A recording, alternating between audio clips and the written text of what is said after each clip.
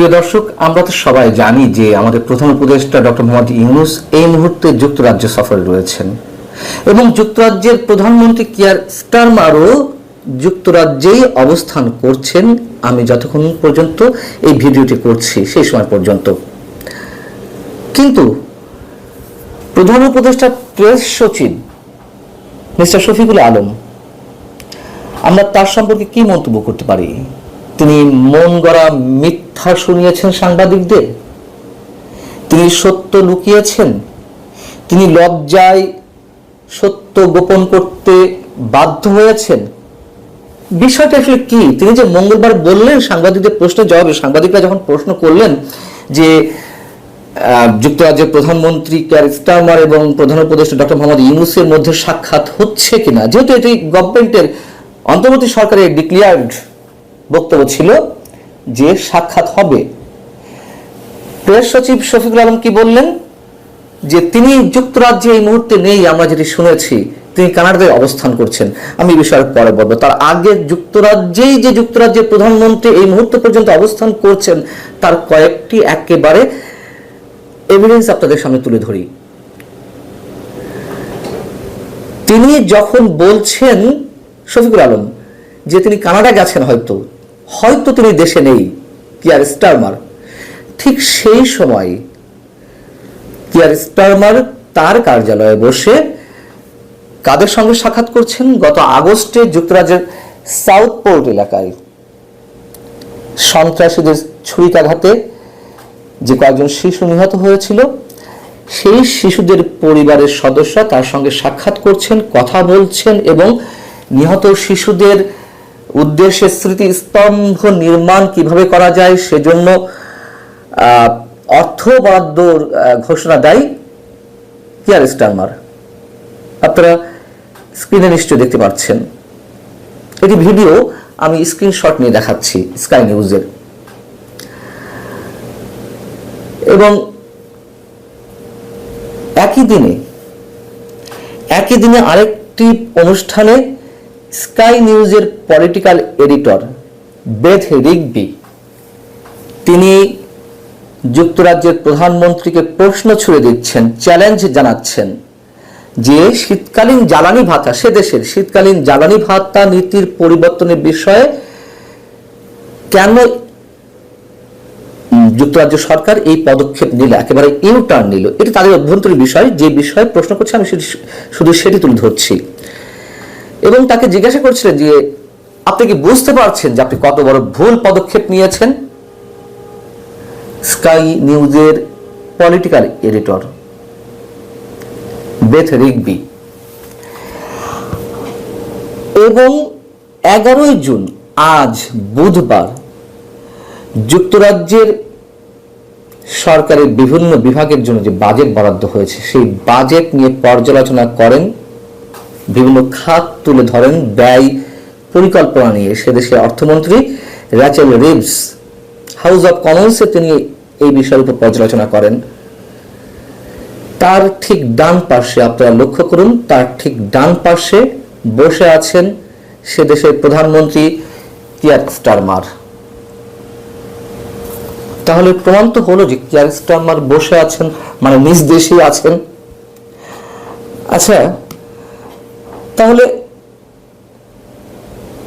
কেন শফিকুল আলম এই ধরনের একটি সত্য গোপন করলেন? চরম সত্য দিনের দুপুরে একেবারে যুক্তরাজ্যে বসেই সে দেশের প্রধানমন্ত্রীকে নিয়ে, যে তিনি সম্ভবত কানাডায় গেছেন। কার কাছ থেকে শুনেছেন, কি বলেছিলেন তিনি সংবাদ সম্মেলনে? তিনি বলছেন একজন এমপি জানিয়েছে যে তাদের প্রধানমন্ত্রী দেশে নেই, তাই ডক্টর মোহাম্মদ ইউনূসের সঙ্গে হয়তো সাক্ষাৎ হবে না। এবং এটি শফিকুল আলম নিজেও বলার চেষ্টা করছিলেন, যদি তিনি ফিরে আসেন কানাডা থেকে, যদি ব্যাটে বলে মেলে, শিডিউলে ম্যাচ করে, তাহলে দুই দেশের সরকার প্রধানের মধ্যে বৈঠক হতে পারে, সাক্ষাৎ হতে পারে। আচ্ছা, ডক্টর মোহাম্মদ ইউনূস যে যুক্তরাজ্য সফরে গিয়েছেন, এটি বাংলাদেশের কোন মানুষের অজানা আছে? নেই তো নিশ্চয়ই, তাই না? কিয়ার স্টারমার তার নিজ নিজ দেশ ছেড়ে অন্য কোথাও যাচ্ছেন অথবা দেশে আছেন কি নাই এটি সে দেশের মানুষজন জানে না, জানবে না। আর সেখানে একজন এমপি যিনি শফিকুল আলমকে জানিয়েছেন যে তিনি দেশে নেই, সম্ভবত একজন এমপি জানবেন না সে দেশের প্রধানমন্ত্রী দেশে আছেন কিনা? আচ্ছা, আমাদের পররাষ্ট্র সচিব রুহুল আলম সিদ্দিকী কি বলেছিলেন গত 4 জুন সংবাদ সম্মেলনে দেশে বসে? তিনি বলেছিলেন রাজা চার্লসের সঙ্গে সাক্ষাৎ হবে, প্রধানমন্ত্রী কিয়ার স্টারমারের সঙ্গেও সাক্ষাৎ হবে। আচ্ছা, কেউ কি জানতে চেয়েছিল যে কেন সাক্ষাৎ করবেন না, না করলে আমরা খুব হতাশ হব, আমরা খুব কি বলা যায় এটাকে, আমরা খুব ডিসঅ্যাপয়েন্টেড হব? কেন এগুলো সরকারকে আগ বাড়িয়ে বলতে হবে? আর কেন আগ বাড়িয়ে বলতে গিয়ে সব জায়গায় এভাবে তালগোল পাকিয়ে ফেলছেন সরকার সংশ্লিষ্ট দায়িত্বশীল ব্যক্তিরা? কেন প্রধান উপদেষ্টা, প্রেস সচিব বিভিন্ন ইভেন্টকে কেন্দ্র করে এই ধরনের বক্তব্য দিচ্ছেন আর ডক্টর মোহাম্মদ ইউনূস ছোট থেকে আরো ছোটতর হচ্ছেন? আর সবচেয়ে বড় কথা, ও দেশে গিয়েই কি সে দেশের প্রধানমন্ত্রী বা রাষ্ট্রপতির সঙ্গে সাক্ষাতের বিষয়টি মানে কনফার্ম করতে হয়?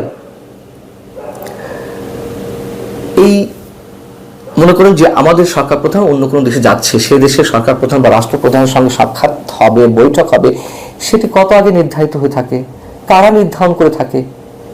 অবশ্যই আমাদের পররাষ্ট্র মন্ত্রণালয় বা যে দেশের যে কোনো দেশের পররাষ্ট্র মন্ত্রণালয় এই কাজগুলো করে থাকে, অথবা সরকার প্রধানের কার্যালয়, রাষ্ট্রপ্রধানের কার্যালয়। কাদের মাধ্যমে করে? সংশ্লিষ্ট ওই রাষ্ট্রে, যে রাষ্ট্রে যাচ্ছেন সেই রাষ্ট্রে মানে প্রত্যেকের তো একটা করে এমবাসি থাকে, হাই কমিশন কার্যালয় থাকে। তাহলে আমাদের পররাষ্ট্র মন্ত্রণালয় অথবা প্রধান উপদেষ্টার কার্যালয় লন্ডনের বা ইউকের যে আমাদের হাই কমিশন আছে তাদের মাধ্যমে যোগাযোগ করে এগুলো নিশ্চিত করবে? নাকি আমরা ঘুরতে গেলাম, বেড়াতে গেলাম, গিয়ে একটু চেষ্টা করলাম ভাই আপনার সঙ্গে দেখা করব, সরকার প্রধান রাষ্ট্রপ্রধানের উদ্দেশ্যে আমরা বলছি? এগুলোর কোনো প্রয়োজন নেই। এবং সরকারের পক্ষ থেকে জানানো হয়েছিল যে এটি সরকারি সফর। এটা এমনই সরকারি সফর যে আমরা জানতে পারলাম ডক্টর মোহাম্মদ ইউনূসকে বিমানবন্দরে স্বাগত জানিয়েছেন বাংলাদেশ হাই কমিশনের একজন কর্মকর্তা। এর বাইরে বা আরো অনেকে থাকতে পারে, এর বাইরে যুক্তরাজ্য সরকারের অথবা রাজা চার্লসের কোনো প্রতিনিধি সেখানে উপস্থিত ছিলেন না। সরকারি সফর হলে তো অবশ্যই তাদের কারো না কারো উপস্থিত থাকার কথা।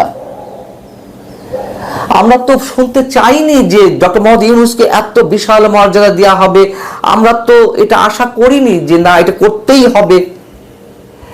তাহলে কেন এগুলো প্রতিটা সফরে, প্রায় প্রতিটা সফরের সময় এগুলো এ ধরনের লঙ্কা কাণ্ড বাঁধানো হচ্ছে?